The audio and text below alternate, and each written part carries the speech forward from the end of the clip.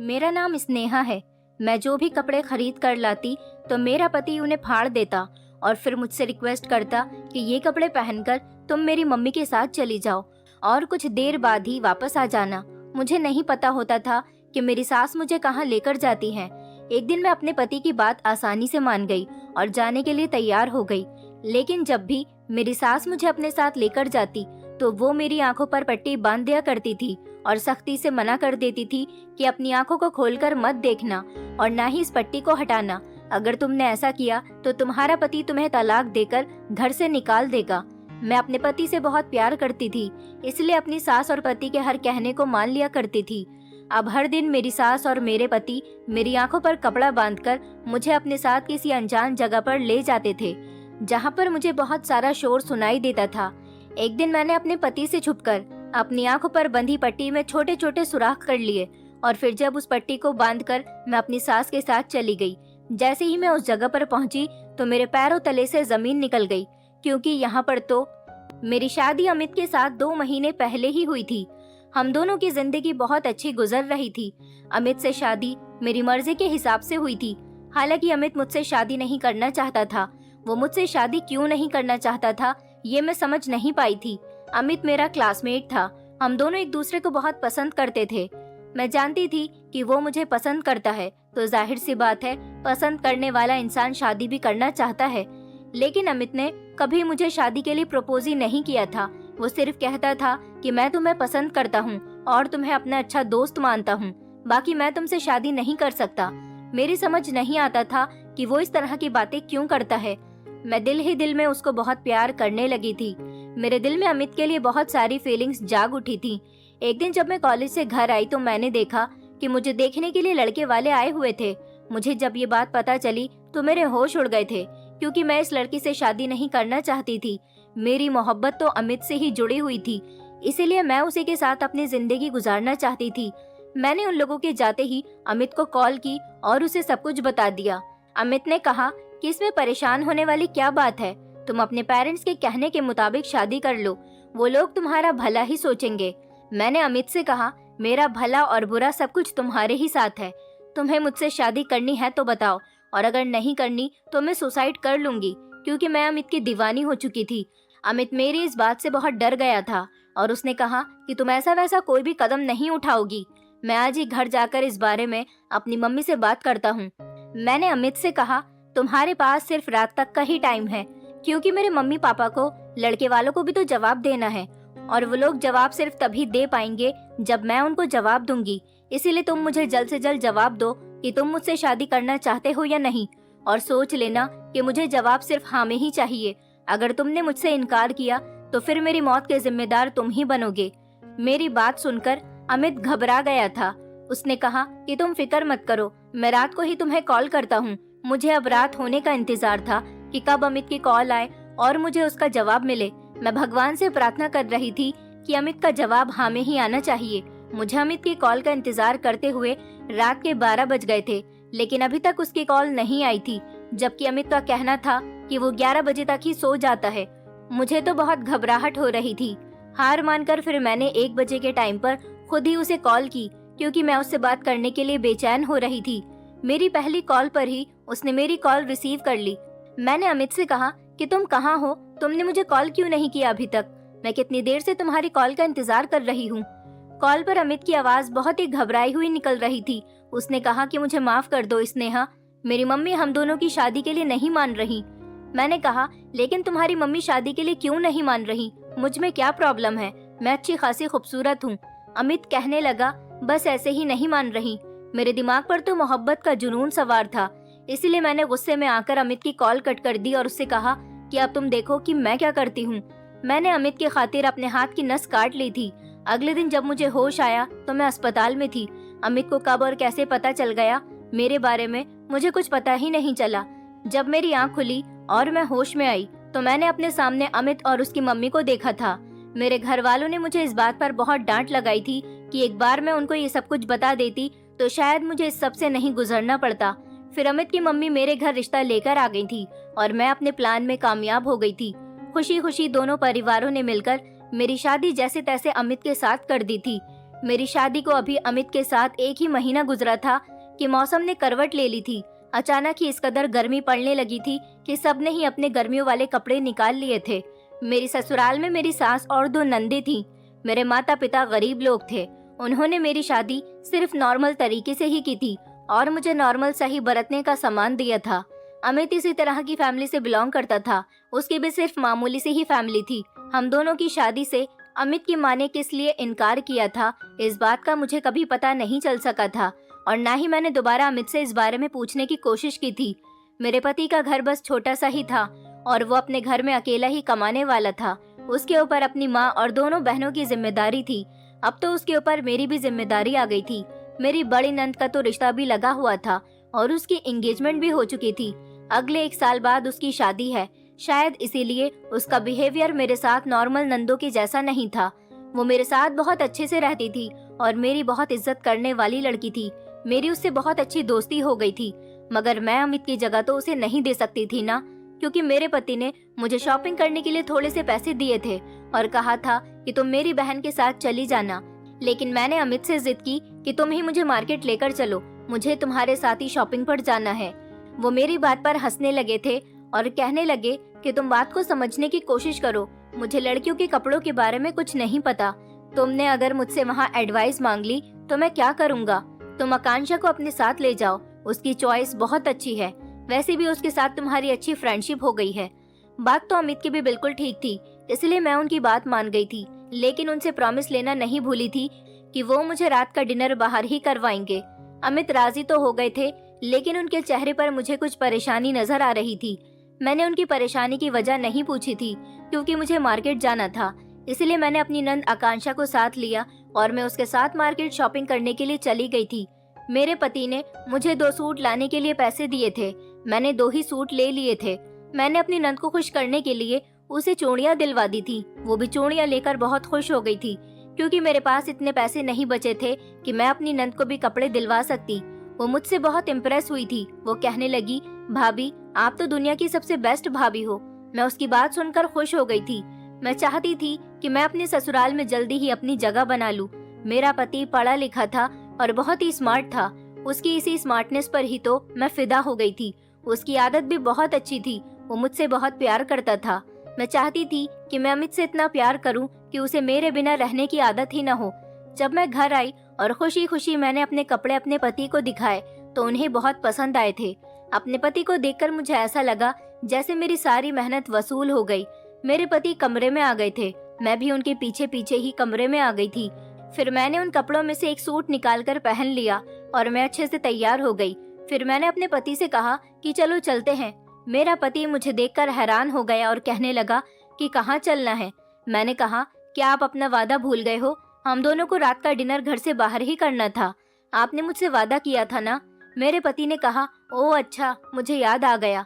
अच्छा, आधे घंटे में चलते हैं, मैं अभी बाहर से होकर आता हूँ। मेरे पति न जाने आधे घंटे का कहकर कहाँ चले गए थे। मैं उनका काफी देर तक इंतजार करती रही। वो आधा घंटा नहीं बल्कि पूरे 2.5 घंटे बाद घर के अंदर आए थे। अभी ज्यादा टाइम नहीं हुआ था, रात के 9 ही बजे थे। उसके बाद हम दोनों मिलकर एक अच्छे से रेस्टोरेंट में खाना खाने के लिए चले गए। वहाँ पर हमने खाना खाने के बाद आइसक्रीम भी खाई। उसके बाद खूब एंजॉय किया।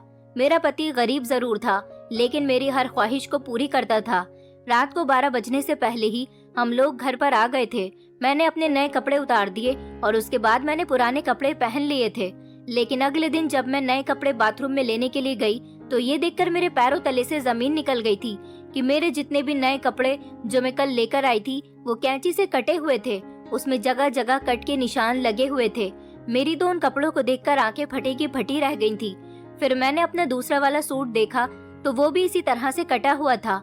मैंने अपने पति से कहा कि अगर आपको मेरे कपड़े पसंद नहीं आए थे तो आप मुझे बता देते, मैं कपड़े चेंज कर लाती। लेकिन आपको कपड़ों की इस तरह की हालत करने की क्या जरूरत थी? मैं तो यही समझ रही थी कि अमित को मेरे कपड़े पसंद नहीं आए, तभी तो उन्होंने कपड़ों के साथ ये सुलूक किया। अलमारी में मेरे बाकी के कपड़े भी पड़े हुए थे, वो सारे भी कहीं न कहीं से कटे हुए थे। अब मेरे पास पहनने के लिए सिर्फ वही सूट था जो मैं पहने हुई थी। सारे ही कपड़े कहीं न कहीं से कटे हुए थे। मुझे अपने पति का ये सब कुछ करना बिल्कुल पसंद नहीं आया था। मैं तो अपना सर पकड़कर बैठ गई और रोने लगी थी कि अब मैं क्या करूं। मेरे पास तो पहनने के लिए कपड़े ही नहीं बचे। मेरे पति खामोश खड़े हुए थे, वो तो कुछ कह ही नहीं रहे थे। मैं फौरन अपनी सास के कमरे में चली गई और उनको अपने कपड़े दिखाए। मेरी सास ने कहा कि तुम्हारे कपड़ों की ये हालत मैंने की है। मैं अपनी सास की ये बात सुनकर चौंक गई थी। उन्होंने कहा कि रात को यही वाले कपड़े पहनकर तैयार हो जाना, हमें एक जगह पर जाना है। मेरी ये बात समझ नहीं आ रही थी। मैंने कहा, मैं ये कपड़े पहनकर कहाँ जाऊंगी? कपड़े पहनने लायक ही नहीं है और आपने मेरे कपड़ों की ये हालत क्यों की है? आपको पता है कि इनमें से कोई भी कपड़ा पहनने के लिए नहीं बचा।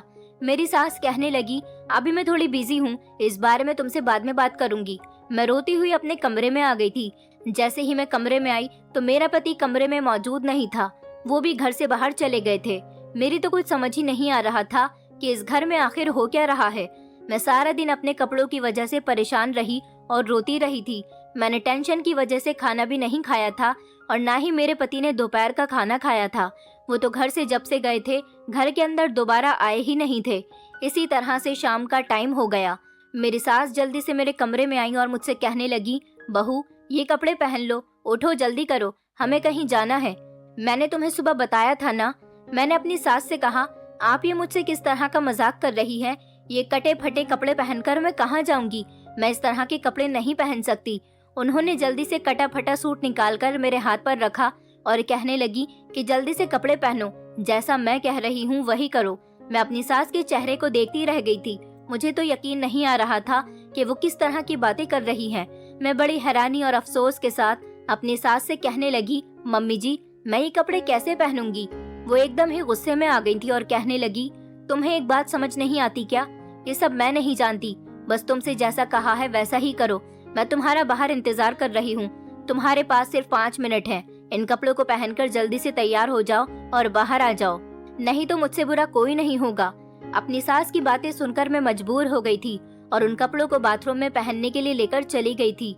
मैं बुरी तरह से रोने लग गई थी कि मेरे साथ सब कुछ क्या हो रहा है। शादी के 1 महीने बाद ही मुझसे मेरी खुशियाँ छीन ली गई थी। मैं अपनी सास के डर से जल्दी से वो कपड़े पहनकर बाहर आ गई थी। जब मैं बाहर आई तो ये देखकर मैं हैरान रह गई कि मेरा पति भी वहाँ पर खड़ा हुआ था। मैंने अपने पति को रोती हुई नजरों से देखा और उनसे शिकायत करने जैसा चेहरा बना लिया। वो मेरी बात को समझ गए थे, लेकिन उन्होंने कुछ नहीं कहा और खामोशी खड़े रहे। मुझे देखकर मेरी सास मुस्कुराने लगी थी, जबकि मैं रोती चली जा रही थी। मेरी सास ने मेरे पति से कहा, अमित जाकर पट्टी लेकर आओ। मेरी समझ नहीं आया था कि वो किस पट्टी की बात कर रही है। पहले तो मेरे पति ने उन्हें सर हिलाकर इनकार कर दिया, लेकिन फिर जब मेरी सास ने उन्हें घूर कर देखा तो वो काले रंग की एक पट्टी लेकर आ गए थे। मेरी सास ने मुझे देखकर कहा, ऐसे नहीं रोते हैं बेटा, ये आंसू पोंछ लो और अपने चेहरे पर मुस्कुराहट लेकर आओ। मैंने खुद को बड़ी मुश्किल से कंट्रोल किया था। मैं मुस्कुराने लगी तो मेरी सास ने मेरे सर पर हाथ रखकर मुझसे कहा, आओ मेरे साथ चलो। फिर बाहर आंगन में जाते ही मेरी सास ने मेरी आंखों पर वो काले रंग वाली पट्टी बांध दी। मैंने कहा, आप मेरी आंखों पर ये पट्टी क्यों बांध रही हो? मेरी सास ने मेरी बात का कोई जवाब नहीं दिया। फिर मेरे करीब आकर मेरे कान में कहने लगी कि बहू तुम्हें ये पट्टी नहीं खोलनी है। अगर तुमने पट्टी खोलने की कोशिश की तो तुम्हारा पति तुम्हें तलाक देकर घर से निकाल देगा। मैं अपनी सास के मुंह से ये बात सुनकर हैरान रह गई थी और फिर इस काम को मजबूरी में करने के लिए तैयार हो गई थी, क्योंकि मैंने अपने पति को पाने के लिए न जाने कितनी परेशानी झेली थी। मेरी सास जो कि हमारी शादी के लिए मान नहीं रही थी, तो इसीलिए अब मुझे अपनी सास का हर कहना मानना पड़ेगा। मेरा दिल बुरी तरह से मजबूर होकर रह गया था। मुझे कुछ भी अच्छा तो नहीं लग रहा था। फिर ये कपड़े हर तरफ से कटे फटे हुए थे, कई जगह पर तो छेद हो रहे थे। मैं ऐसे कपड़ों में कैसे घर से बाहर निकल सकती थी? लेकिन अपनी सास का हुक्म मानना मेरी बहुत बड़ी मजबूरी बन चुका था। मैंने भगवान का नाम लिया और जाने के लिए तैयार हो गई थी। मेरी सास मुझे पैदल ही कहीं पर लेकर जा रही थी। मेरी सास ने मेरा हाथ पकड़ रखा था, क्योंकि मेरी आंखों पर तो पट्टी बंधी हुई थी। मुझे कुछ दिखाई नहीं दे रहा था। हम लोग काफी दूर तक चलकर आ गए थे। थोड़ी देर बाद मुझे कुछ एहसास होने लगा, जैसे मेरे पास बहुत सारे लोग हैं। मैं महसूस कर सकती थी कि मैं किसी भीड़ वाली जगह पर खड़ी हुई हूँ। थोड़ी देर के बाद मेरी सास ने मुझे बैठने के लिए कहा था। उसके बाद मैं एक जगह पर बैठ गई, क्योंकि पैदल चलते चलते मेरी हालत खराब हो गई थी। न जाने मेरी सास मुझे किस नर्क में लेकर आ गई थी। उसके आधा घंटा बाद मेरी सास ने मुझे फिर से पैदल चलने के लिए कहा और फिर हम दूसरी जगह पर आ गए थे। इस जगह पर भी चारों तरफ मेरे कानों में शोर ही शोर पड़ रहा था। इस वाली जगह पर तो इतना शोर था कि चारों तरफ से मुझे गाड़ियों की आवाजें भी आ रही थी और मैंने अपने कानों पर हाथ रख लिए थे।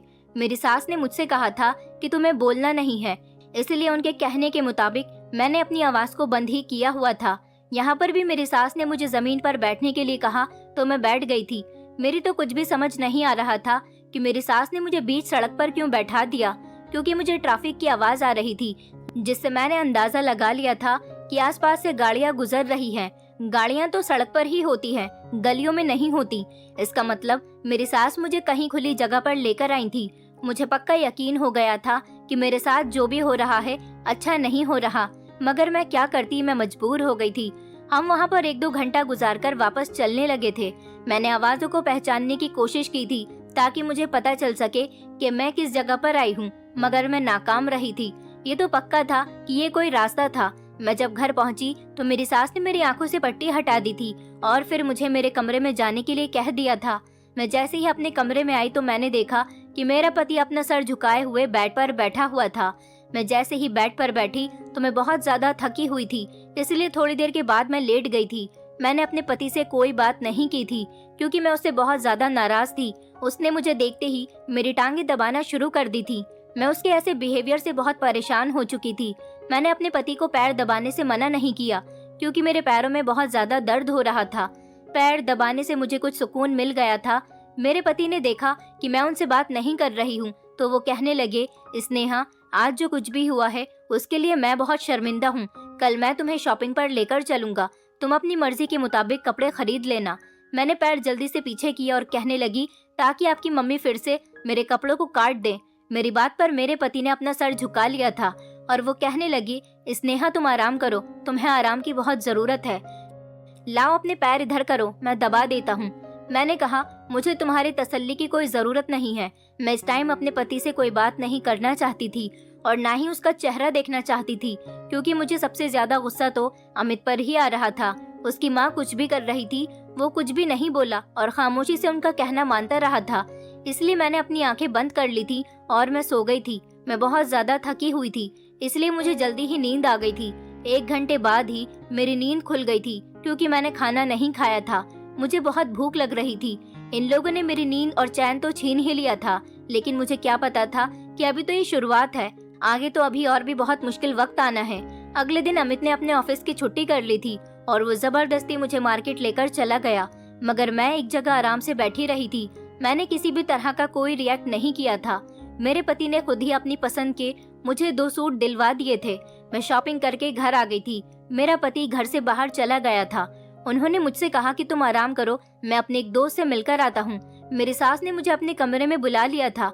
उन्होंने मुझसे बड़े प्यार से पूछा कि कहाँ गई थी, तो मैंने उन्हें बताया कि मैं अमित के साथ शॉपिंग करने के लिए गई थी। थोड़ी देर बातचीत करने के बाद उन्होंने मुझे बताया कि बहू, तुम्हें पता है, अमित के तो बड़े बड़े घरों से रिश्ते चल रहे थे, लेकिन उसने तुम्हारी खातिर सिर्फ तुमसे ही शादी की। मेरे बेटे के पीछे तो बहुत सारी लड़कियां पागल थीं, क्योंकि वो देखने में ही इतना स्मार्ट और सुशील है, मगर मेरे बेटे ने तो तुमसे शादी करने के लिए ही जिद ठान ली थी।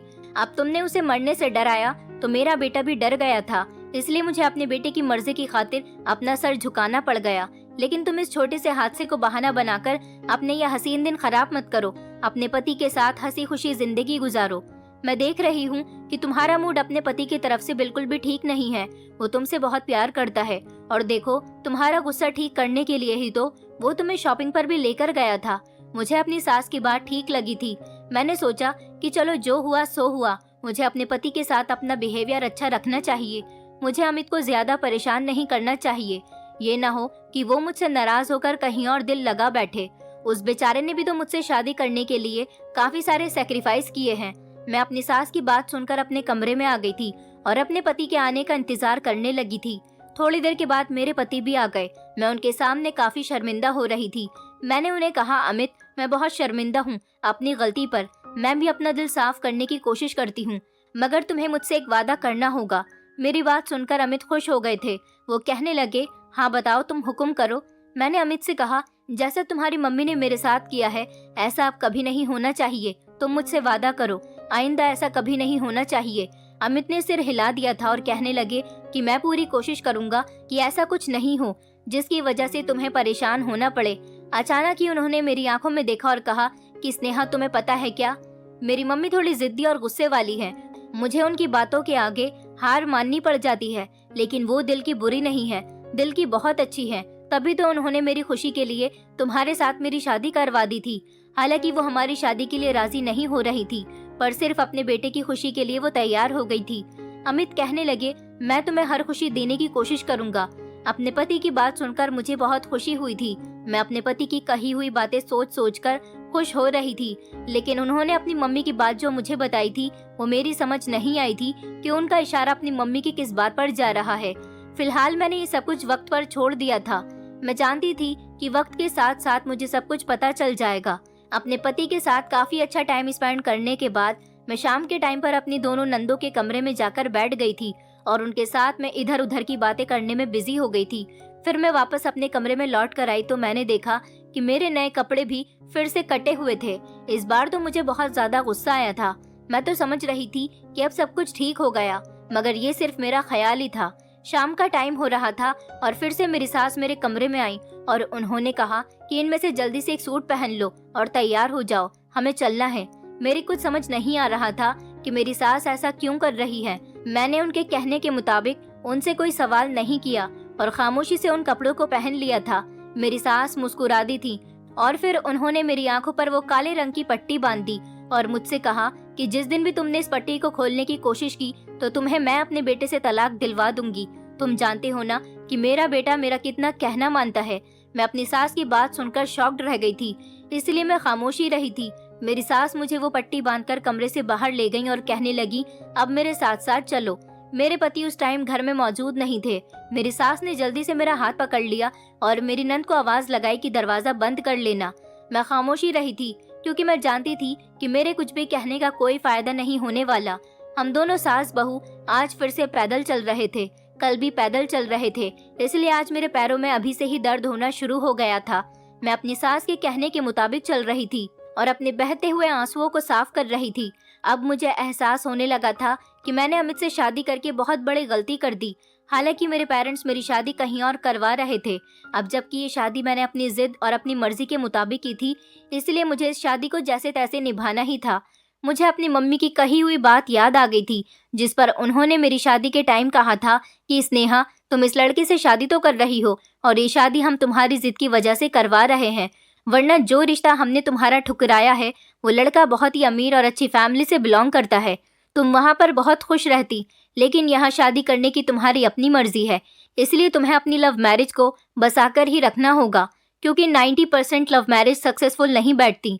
अपनी मम्मी की बात पर मैंने उनको जवाब दिया था कि अमित मुझसे बहुत प्यार करता है और मैं आपसे इस बात की शर्त लगा सकती हूँ कि मेरी शादी के बाद की मेरी जिंदगी अरेंज मैरिज कपल से भी ज्यादा अच्छी गुजरेगी। मेरे पेरेंट्स जब मेरी और अमित की शादी के लिए मेरे सुसाइड वाले तरीके से मान गए और तो और अमित की मम्मी भी मान गई थी, तब मुझे लगा कि बैठे बिठाए मेरे भाग खुल गए। लेकिन मुझे क्या पता था कि मेरे भाग खुलेंगे नहीं, बल्कि मेरी आने वाली जिंदगी इस तरह से खराब हो जाएगी। अब मुझे पछतावा होने लगा था कि मुझे अपने पेरेंट्स के कहने पर जहाँ पर वो मेरी शादी कर रहे थे वहीं पर कर लेनी चाहिए थी, लेकिन मेरे भाग्य में शायद यही सब होना लिखा हुआ था। हम फिर कल की तरह उसी जगह पर पहुंच चुके थे जहाँ पर शोर ही शोर था और खूब गाड़ियों की आवाजें आ रही थीं। 2-3 घंटे इसी तरह से हमें इधर से उधर टहलते हुए हो गए थे। कहीं पर मेरी सास मुझसे कहती कि बैठ जाओ, कहीं पर कहती कि उठकर खड़ी हो जाओ और कहती कि बोलना बिल्कुल भी मत, बस खामोशी से मैं जैसा कहती हूँ वैसा ही करती रहो। 2-3 घंटे इसी तरह से गुजर जाने के बाद फिर हम अपने घर को आ गए थे।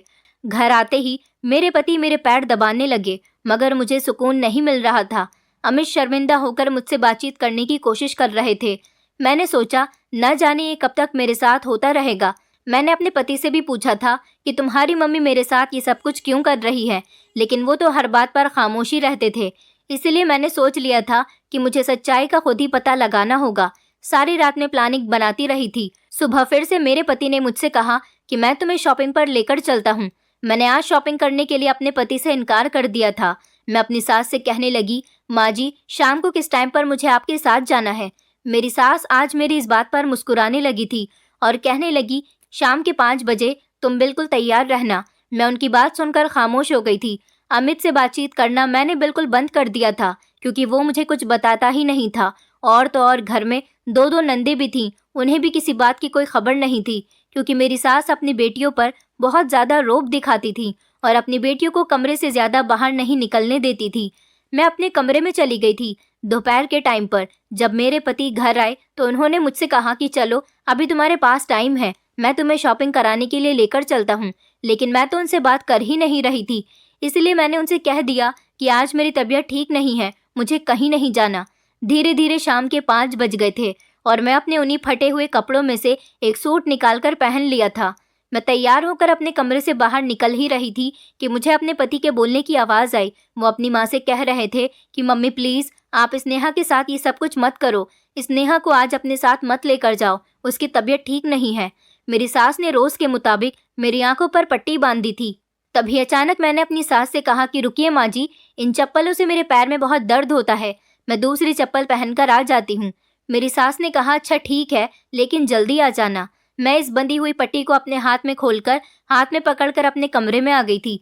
मैंने जल्दी से कैंची निकाली और पट्टी के अंदर इस तरह से छेद किया ताकि कोई किसी को देख न सके। मुझे सिर्फ यही फिक्र हो रही थी कि अगर ये सुराख मेरी सास ने देख लिए तो मेरी सास मुझे मेरे पति से तलाक दिलवाकर घर से निकलवा देंगी।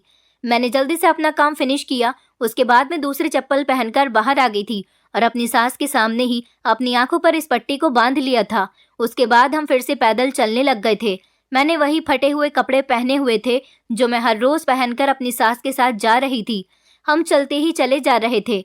मेरी सास भी खामोशी से मेरा हाथ पकड़कर चल रही थी। इसी तरह चलते चलते मेरी नज़र सड़क के एक कोने पर गई जहाँ पर मेरी सास ने मुझे बैठा दिया।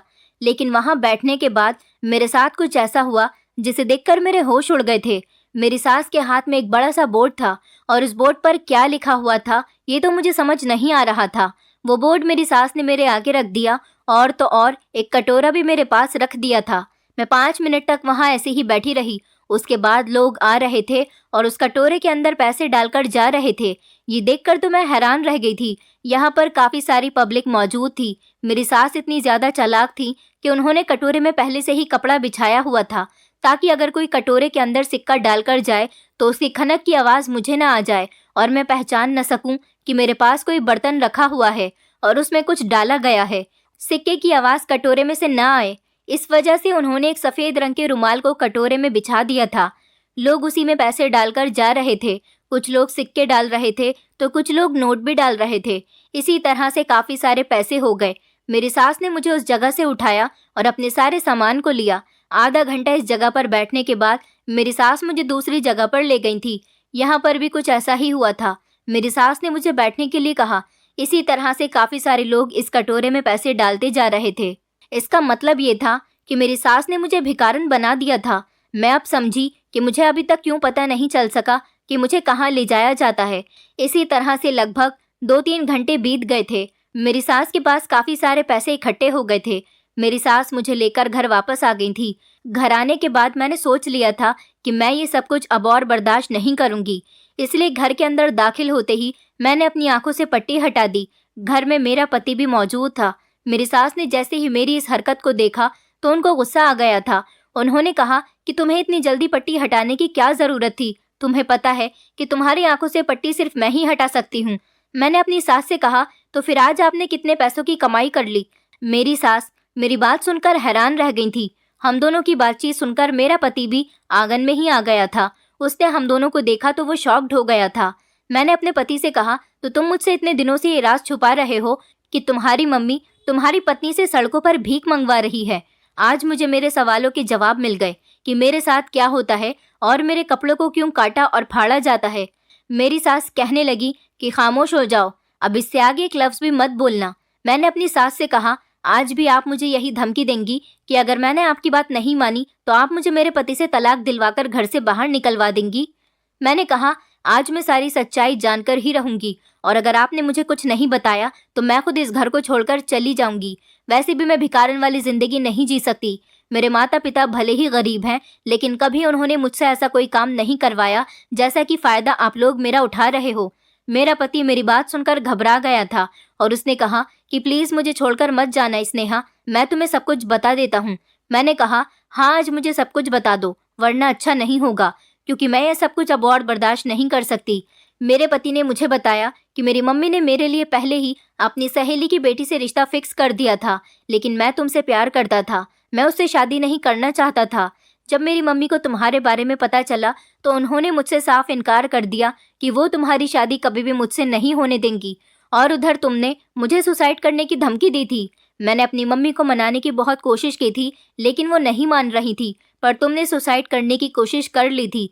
मैंने अपनी मम्मी को तुम्हारी जान का वास्ता देकर उनको मजबूर कर दिया था, तब जाकर वो हमारी शादी के लिए मानी थी, लेकिन एक शर्त पर। उन्होंने कहा था कि मैं एक शर्त पर तुम्हारी शादी इस लड़की के साथ करूंगी। मेरी मम्मी को पता चल गया था कि तुम एक गरीब परिवार से हो, और जब तुम हमारे घर आओगी तो तुम ना तो दहेज में ज़्यादा कुछ लेकर आओगी और ना ही तुम्हारे माता पिता हमारी शादी धूमधाम से करेंगे। मेरी मम्मी की सहेली तो बहुत अमीर थी। वो लोग दहेज में मुझे एक कार और एक बंगला और बिजनेस करने के लिए 50 लाख रुपए दे रहे थे। मेरी मम्मी इसीलिए चाहती थी कि मेरी शादी इसी लड़की के साथ हो जाए, क्योंकि मेरे कंधों पर अपनी दो दो बहनों की शादियों का बोझ भी है। मैं नौकरी करके इतना नहीं कमाता हूँ कि सारा खर्च पूरा कर सकूं।